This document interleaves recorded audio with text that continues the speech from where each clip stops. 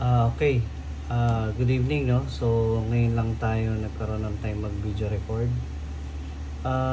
Ito na yung typical application diagram for diesel generator. Actually, this is located from manual itself. Kung anong klaseng model ng inverter meron kayo, so dapat doon kayo magpo-focus ng mga wiring connections. Especially dito sa mga generator connection, lalo na sa mga auto start generator. Dito malinaw naman kasing dinidefine, medyo yung iba nalilito lang. Meron kasing dalawa dito, meron tinatawag na isa G-start at saka G-valve. Kung hahanapin natin to dun sa inverter mismo, ito yung pinaka terminal niya, no? Located yan dito. Ito yan. Ito ba natin? Palaking ko ng konti. Yan. Yan. Dito yung banda sa baba. Yan. Tapos ito yung generator connection. Ito yung backup load terminal. Ito yung grid terminal natin. Or grid input. So, explain ko lang muna to dito. Kasi kapag mag-utilize tayo ng generator, hindi kasi pwedeng magsabay, no? Kung meron kang grid, active yung grid mo, grid natin, no? So meaning hindi brand out, tapos gusto natin magpatakbo ng generator, hindi yan gagana. Kasi meron yang sa internal architecture ng hybrid natin, meron yang parang dinadaan ng transfer switch. Kapag may grid tayo, naka-priority si grid dito. So, itong terminal na to, hindi natin mayu-utilize.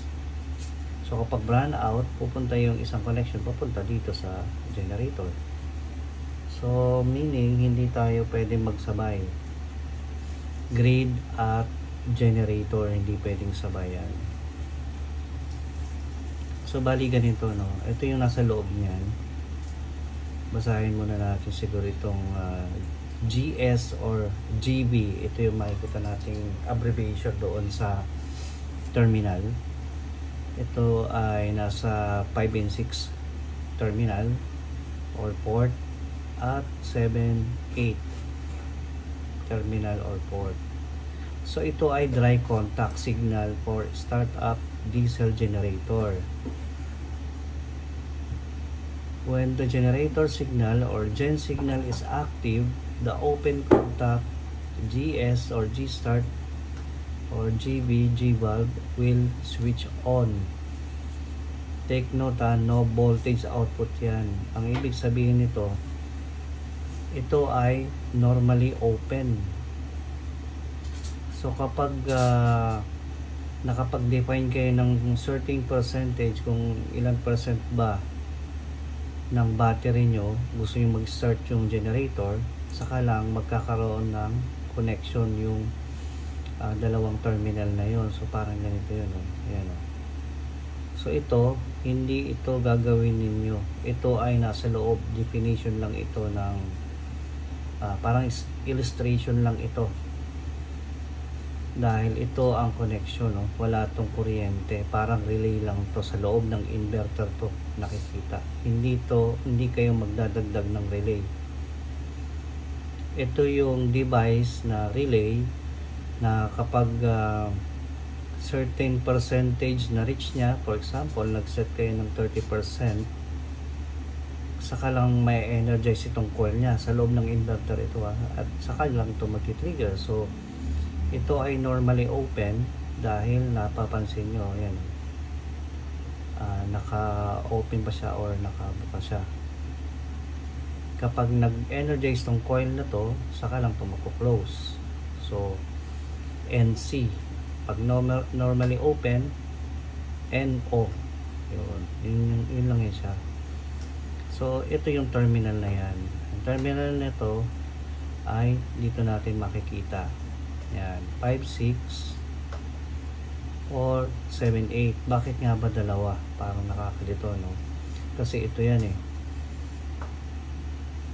If the signal island mode is tick or active, alam niyo naman siguro kung anong purpose nitong signal island mode.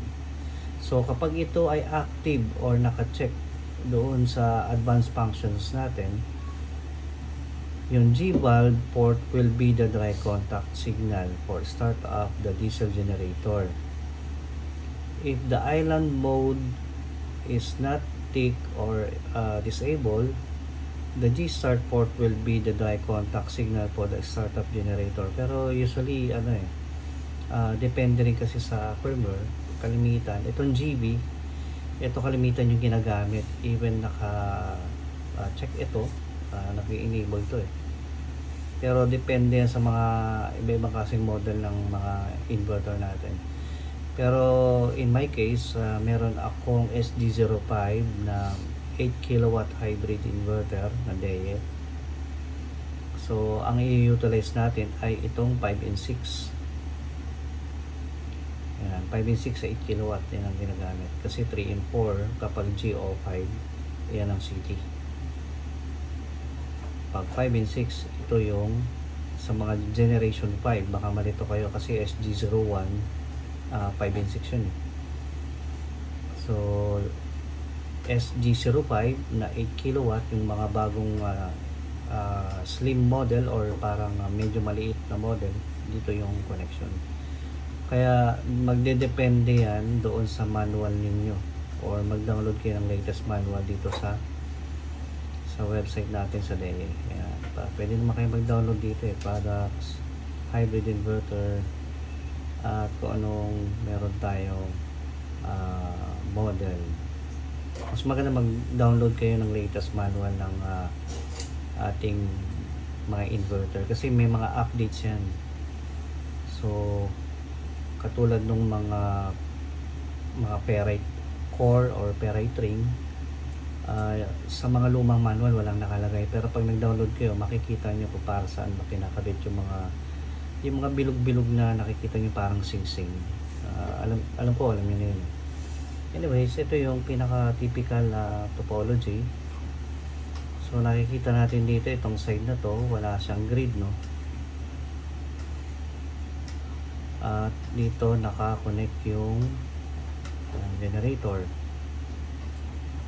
And then yung signal niya, itong nasa 5 and 6 nito or yung GB, naka-connect yan sa signal ng controller mismo na generator. Kasi kailangan din natin malaman yung generator natin kung automatic ba siya or manual.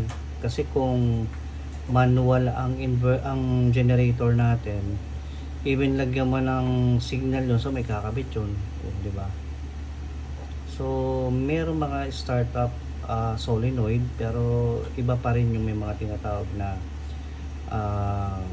controller, auto start controller sa generator. Kalimitan ng kapag ang generator nyo ay mga Cummins or mga Caterpillar, yung mga high-end, meron mga ganitong klase yung makikita, no? Mga control panels, yan. At ito ay meron din mga manual. So very important din na babasahin nyo yung manual nito kasi nandoon sa terminal nila yung connection or parang signal para mag-auto start yung generator na gusto nyo paandarin at gusto nyo i-connect kay the inverter. Just for example, parang ganito yon. So may mga terminal yan, hindi kayo basta-basta pwedeng mag-connect dyan kasi baka masira yung generator. So gamit kayo ng manual or mag-research kayo sa internet dahil usually available pag itinite mo lang yung mga ganito, no? For example, ito yung model ng inyong controller para sa generator, yung mga automatic. For example, DSE3110, yung 2-wire auto start module terminal. Pag sinearch mo, may makikita kayong parang ganito. So ini-specify niya kung anong terminal mo siya i-connect. So makapansin nyo, dalawa lang, tapos itong parang switch na to, ito yung sinisignify natin na nasa loob to ng inverter. So 5 and 6, pag nagkaroon ng trigger yan or pag cleanos niya ito, pag i-start yung generator. So parang ganito, yan. RS1, RS2. So remote start siguro yan. Ayan, remote start 1, remote start 2 terminal. Papunta na yan sa DSE3110 generator controller. Yan ang example. Tapos ito na yung inverter natin. Ayan. Katulad sa ibang generator, no, meron ka rin makikitang ganito na wala pang nakalagay. So dyan kayo pwedeng mag connect ng signal or gen signal na galing sa DEA hybrid inverter natin. So okay, balik tayo rito.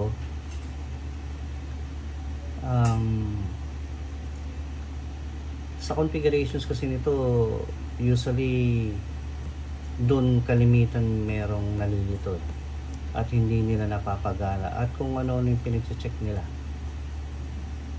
Marami rin akong nakikita na nagtatanong tungkol dito sa ano bang purpose nito, bakit merong grid charge, merong gen charge, may in relation din ito kasi sa generator. Kasi ang DEA hybrid inverter natin, hindi lang sa gen port pwedeng ikabit ang generator. Pwede rin siya i-connect sa grid terminal. Kaya pag napapansin nyo to, para sa batong grid signal, ang meaning yan ito, nandito lang sa manual, di ba? So when a generator is connected to the grid port of hybrid inverter, this grid signal can be used to control the dry contact to start or stop the generator. So ito yung mga demonstrate natin. Ayan, ayan ang i-demonstrate natin. Ano ba yung gen charge? Usually kapag may grid ka, pwede mo magamit to. So pag mag-grid charge ka using or utilizing district utility or Meralco, ito lang check mo kapag meron kang gusto mong mag-charge from Meralco, no? Ito lang, hindi mo na kailangan to i-check kasi wala ka namang generator na nakakonect doon sa grid terminal ng hybrid inverter. And then pwede mong i-define yung ilang bang ampere ang gusto mong i-charge para doon sa iyong battery at kung ilang percent ba gusto mong mag-start yung generator signal mo. Yan, konektado yan dito. Ito rin, konektado rin to dito sa gen signal. At ang pag-utilize nito, kapag generator ang papaandarin natin, kailangan both. Ito, check natin kung nasa gen port ba nakakonect ang generator, both yan. Hindi lang itong gen signal, kailangan mo itong i-check. So dito, pwede mong i-disable din ang pag-charge. Hindi by means of i-uncheck natin, no? So gagawin lang natin, i-zero mo lang yan. Kung nandito nakakonect ang generator sa grid side, i-zero mo lang yan. Hindi mo pwedeng uncheck at hindi papasok yung power ng kuryente ng generator natin. Ngayon, kung hindi naman automatic yung generator mo, mas magandang gawin mo, no? Gen force ka na lang, no? Check mo lang ang gen force. Ito yun, no? Meaning niya. Gen force, when the generator is connected, it is forced to start generator without meeting other conditions. So in any, ang ibig sabihin nun, in any percentage of your battery, no, papasok siya basta walang nakakonect sa grid terminal ng inverter. Kasi kung may nakakonect yon, hindi rin makakapasok ang generator kasi ginagamit pa ni grid terminal ng hybrid DEA natin yung solenoid connection o yung parang transfer switch niya sa loob. So tatakbo lang, papasok lang or mag-aalaw lang ang generator power kapag wala talagang district utility or Meralco. Yan. And then make sure na ayan, ito example lang kapag na-reach niya na yung certain percentage, katulad dito, siguro nag-set to ng mga nasa 80, under na yung signal or gusto nyo yung paanda rin or charge ng battery. Ayan. Mayroon kayong dito makikita ng icon. Anyways, i-demonstrate naman natin ito. So marami rin tayong kailangan tingnan, katulad sa generator, kasi hindi lang basta-basta tayo nagkakabit ng generator. Kailangan i-check din natin yung frequency nun, kasi kalimitan ang mga generator may certain frequency yan eh. Katulad ng grid, no? So tayo dito sa Philippines ay 60 Hz. And then paano kung generator mo 50 Hz? Magti-trigger si signal island mode, si gen signal, but hindi siya makakapasok kasi yung frequency niya iba. So mas maganda kung meron kayong frequency meter at i-test nyo yung output ng inyong generator para tingnan natin kung makakapasok siya sa inyong hybrid na nakaset na kung anong frequency man yan. So may mga kung wala talagang source ng power or walang district utility, walang DU, walang Meralco, nagkaroon ng bagyo, at meron kayong generator na 50 Hz lang, so I suggest punta kayo sa grid settings ng hybrid inverter natin na DE. So palitan nyo lang yung frequency para ma-allow niya yung frequency ng generator na ginagamit. So yun, dapat tandaan nyo yun. Sa mga 3-phase naman, kailangan nyo din i-check frequency at yung phase rotation. Kasi mamaya baliktad yung rotation, tapos ang inverter natin nakaset ng 0 to 40 degrees or clockwise, tapos ang generator mo naman ang output ay counterclockwise, hindi niya i-allow yun. So dapat titingnan natin yung mga yan. So okay, meron tayong mga titingnan sa inverter natin, no? Actually ang GV or GS sa terminal ng inverter natin, madali lang naman talaga siya makita dito sa sa terminal ng ating hybrid. Ito titingnan natin.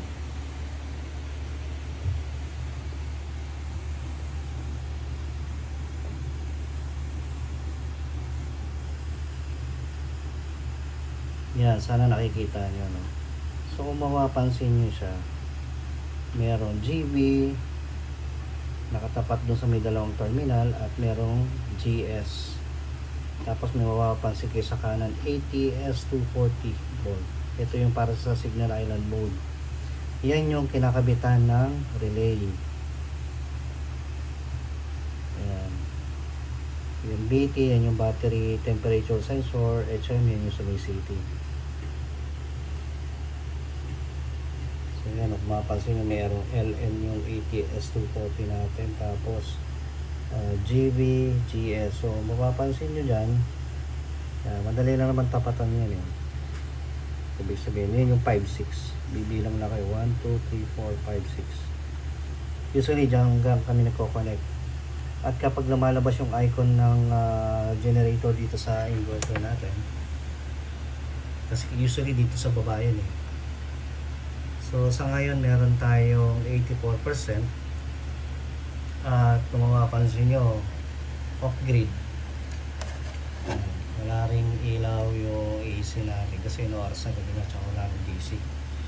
Wala na tayong solar. At wala naman talaga ang solar dito. Anyways, yan. Ngayon, ito check natin, no? Make sure ang generator compatible sa inverter frequency. Dapat double check. So, naka 6 Hz tayo. So, dapat generator mo ay 6 Hz. Yan, tandaan. Kapag 50, at wala na kayong ibang generator para gusto nyo lang pagganahin, set nyo lang ng 50 para makapag-charge lang kayo ng battery nyo. And then dito naman sa battery settings, dito kasi natin makikita yung gen charge at saka gen signal, grid signal, tsaka grid charge. So konektado to, no, yung max charge at saka max A charge ampere yan eh, tsaka max A discharge. Konektado yan doon sa yung yung max A charge konektado yun. So hanggang 50 lang pwede na iset. So pag pumunta tayo ng page 2, ayan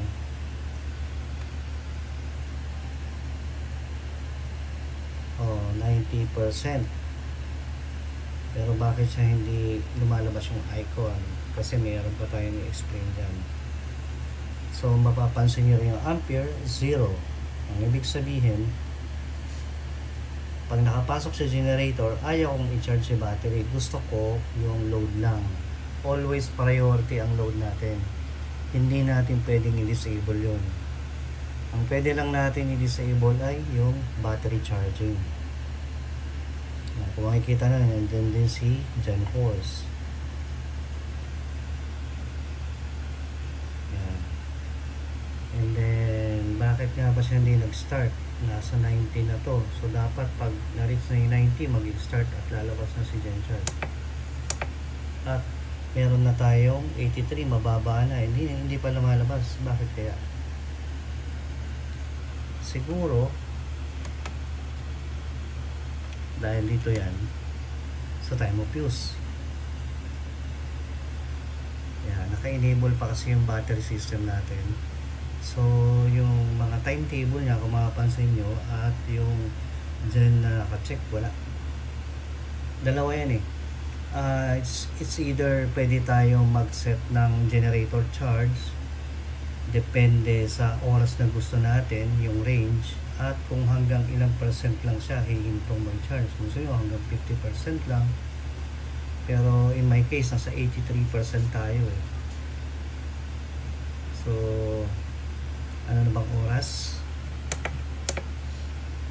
So 9:01 PM. Kung i-convert mo yun sa military time, kasi yung time of use natin or battery time of use natin ay naka-military time na. So 9 AM ibig sabihin nun 21 na yun siya. Pag nakita naman natin yung percentage dito, 92%. Ang ibig sabihin, hanggang dyan lang natin siya gusto nating mapuno si battery. Yan. From 83%, ayan o, from 83%, tapos chinek natin yun. Naka-check si time of use, diba? Tapos chinek natin tong tapat niya. Ayan o, pag chinek kasi natin yan, i-charge na lang ng hanggang 92%.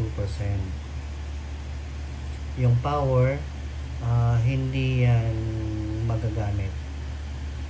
Kasi nakabase lang yung charging niya dito sa sinet mong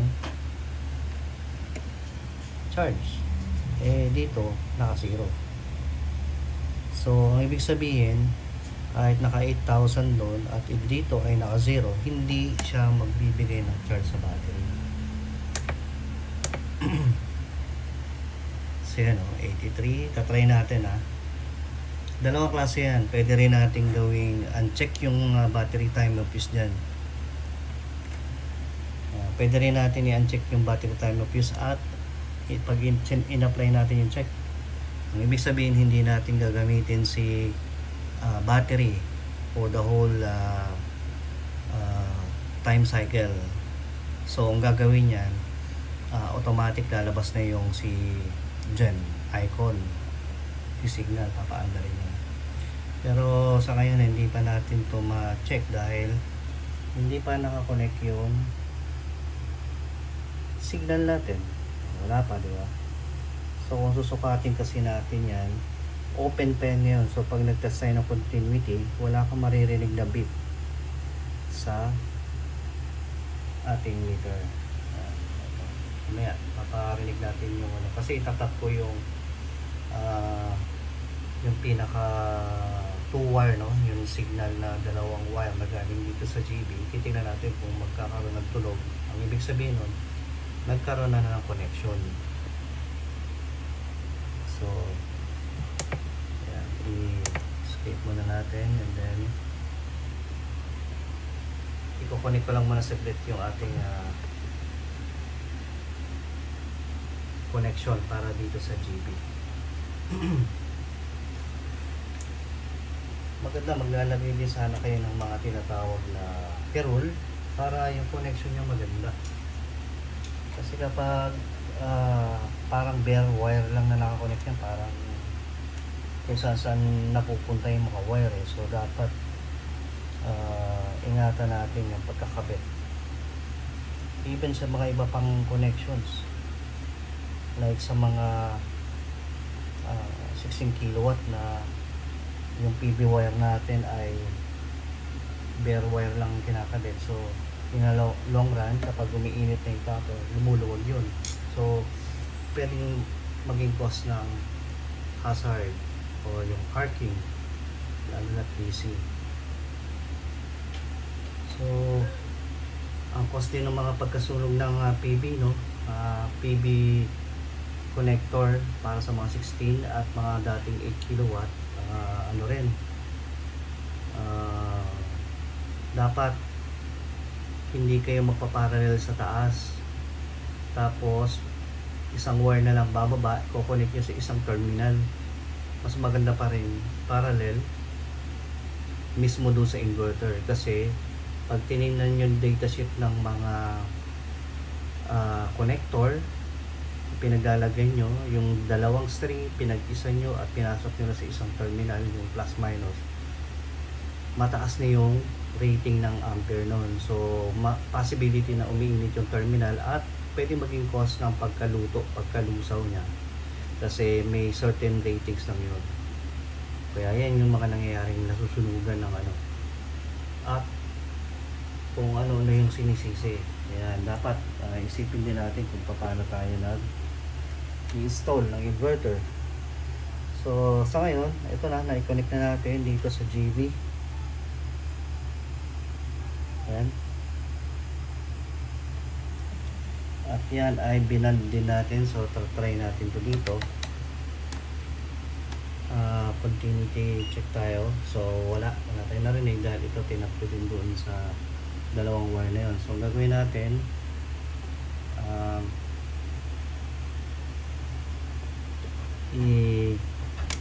try natin, pwede natin to i-check eh, yung generator na yan, ano, yung tapat ng 2100 to 1. Pag connect natin yan at in-apply, mag-charge yan. Or yan, check natin to, mag-charge din. So kung gusto niyo lang time base, pwede kayo mamili ng oras niya kung anong gusto niyo mag-start ang generator. So depende na sa inyo kung anong gusto niyo. At dito, kung time base tayo rito, pwede kayo makapili ng mga certain time. Pero kung gusto niyo unified, pwede kang mag-set ng percentage dito. Yan, katulad dito, 90%. Eh, ang battery natin ay nasa 82 na lang ako. So meron tayong load. For demonstration, kinabit ko rito yung air conditioning system namin na 1 horsepower. So ito pa lang yung utilize ng 1 horsepower inverter type. So dito, make sure na naka-check yan. Tapos pakita na natin demonstration. Pipili lang tayo ng time na gusto natin mag-start ng generator. So sabihin natin ito yung sinet na natin siya ng kanina pang hapon, pero yung oras kasi natin ngayon ay 9:09 PM na.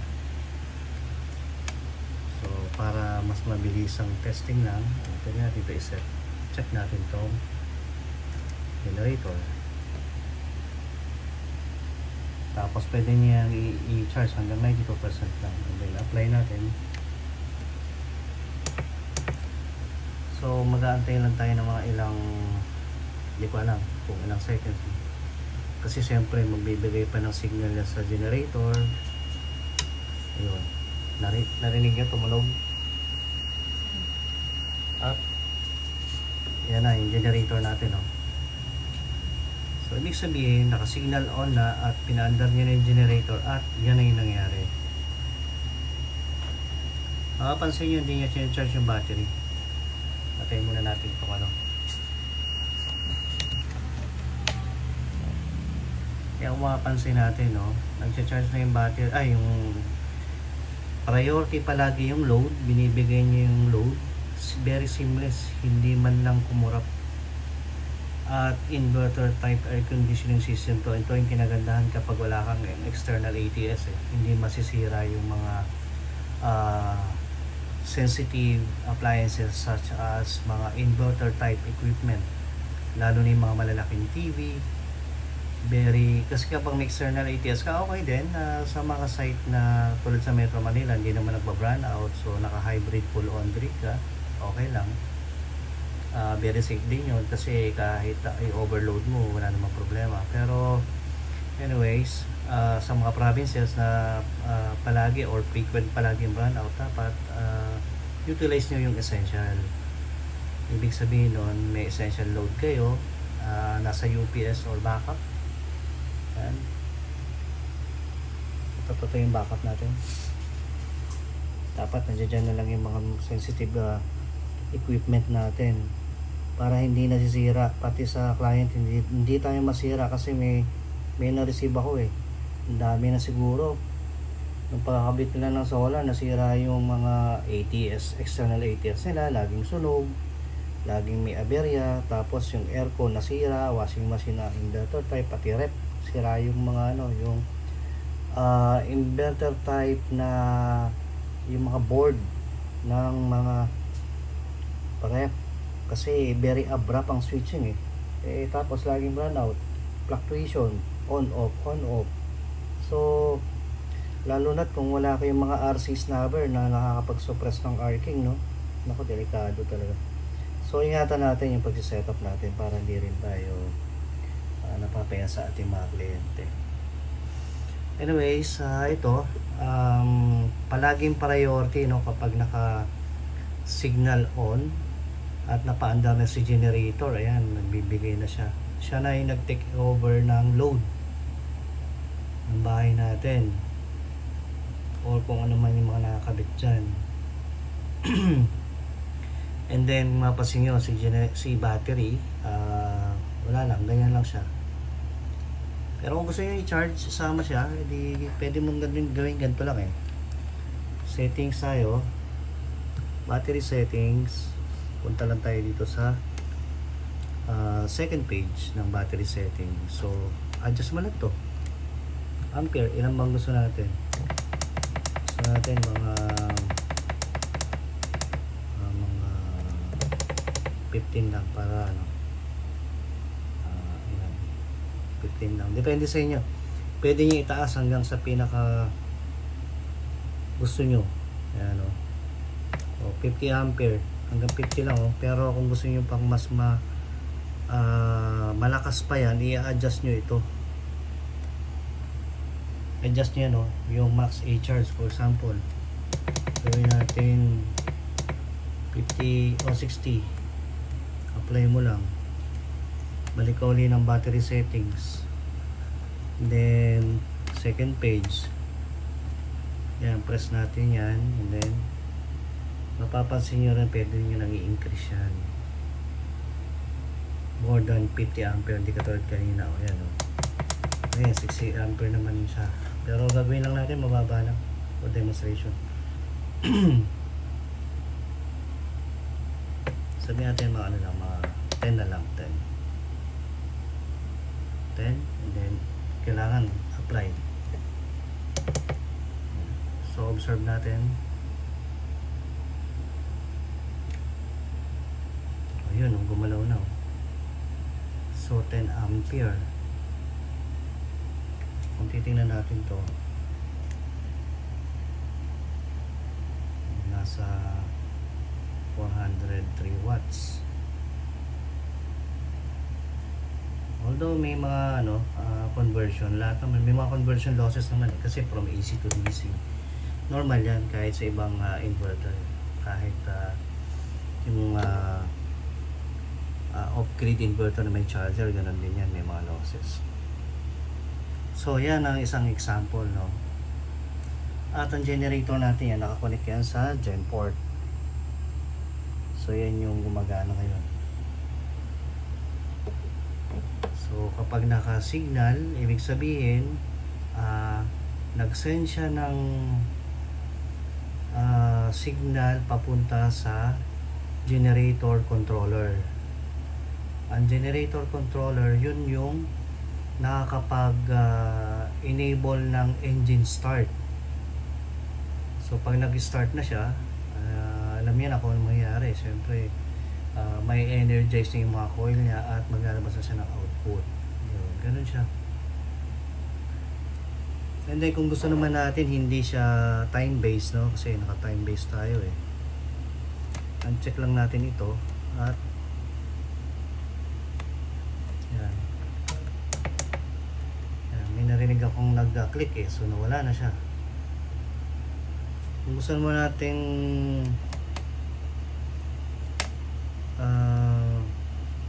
isa pang way, no, parang grid charging to eh, so uncheck mo lang din yan kahit walang mga naka-check dyan sa mga gen mo, kasi ibig sabihin yan, dinidisable mo na yung paggamit ng battery capacity or energy mo. Yan, antay lang tayo kasi nag-iisip rin yan eh, so may mga algorithm na tinitingnan siya. So ayan o, yun, signal on, and then yun na siya.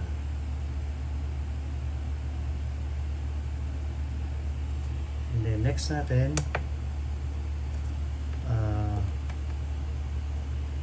bang next natin, enable natin to ulit para yan, naririnig yung internal solenoid niya eh, nagka-cut off. So battery naman siya ngayon, kung mapapansin nyo, nagbibitaw siya ng 1.3 papunta sa 1.28. yan. Ngayon meron din tayong pwedeng subukan. Paano ba i-utilize? Kasi kinagandang ideya, no, pwede mo i-connect yung generator mo sa grid niya nang may signal din. So paano nangyayari yun? So pwede kang mag-connect dito na generator na naka-off pa siya, mag-on lang siya kung may signal. So ang pwedeng gawin natin dyan, kasi bakit ba natin ginagawa yon? Dahil kung meron tayong gustong ilagay dito sa gen port natin na naka-fix na siya, no? Just for example, yung mga AC couple, kasi alam niyo naman tong DE hybrid inverter natin masyadong popular. Marami kasing solutions na pwede siyang gawin, at mga i-extend pa natin yung PV production for extra battery charging. Pwede tayo mag AC couple, meaning pag naglagay ka dito sa ano natin, sa hybrid inverter natin, for example, no, mababa na yung, meron tayong 8 kilowatt tapos daytime 7.5 kilowatt din ang load natin, so hirap na mag-charge yun, hindi natin mapupuno. So merong solution, pwede kayo mag-add ng AC couple. So kung 8 kilowatt ito, pwede nating dagdagan ng 8 kilowatt din, hindi tayo pwedeng sumobra, no? 8 kilowatt pagko-connect natin sa gen port, yun yung AC couple on gen port as micro inverter. May mga settings kasi yan eh. So kapag dyan nyo i-connect yan, kailangan same yung power. So gagawin nun, pwede siyang maging additional PV production para kung hindi kayang i-charge ng existing solar mo, dahil ang laki din ng load mo sa daytime, syempre pag nighttime wala ka rin battery, no? Hindi mo na charge ng puno. So kung meron ka pang additional PV at naka AC couple as grid tie, meron kang pang charge ng battery, at pwede rin siyang tumulong sa load just in case. Ayun ang kinagandahan nun, kasi pwede silang mag-blend eh. At kinagandahan pa pag naka AC couple ka sa gen port, even mag-brand out sa area, yung grid tie mo buhay na buhay pa rin kasi meron pa rin siyang voltage reference. So dito lang titingnan yan. Punta ka ng settings sa gen port. Ayan, mapapansin nyo micro INB input. Pag sinet mo yun sa dyan, yan yung generator terminal mo, pag in-enable mo yun sa kanya, magkakaroon ng output to ng voltage na single phase din. So yung mga single phase na i-connect mo rito na grid tie, mabubuhay yun, magkakaroon siya ng voltage reference. So pag daytime may PV ka, so magbi-blend siya sa internal ng ating inverter. So ngayon hindi naman tayo mag-EMI siguro sa next pag-video record natin para makatulong tayo sa mga ibang mga ka-solar natin na gusto nilang mag-extend pa ng kanilang PV production kasi nga hindi pa enough yung kanilang existing solar. At kinagandahan nun, kahit brand out at meron kang gantong inverter hybrid, hindi ma-disrupt yung production din ng AC or ng grid tie mo. Yan. So sa kanya generator tayo. Dito kung gusto nating i-utilize naman yung kakabit natin yung generator sa grid terminal. Ayan grid. Hindi lang kasi natin mabasa dahil may wire.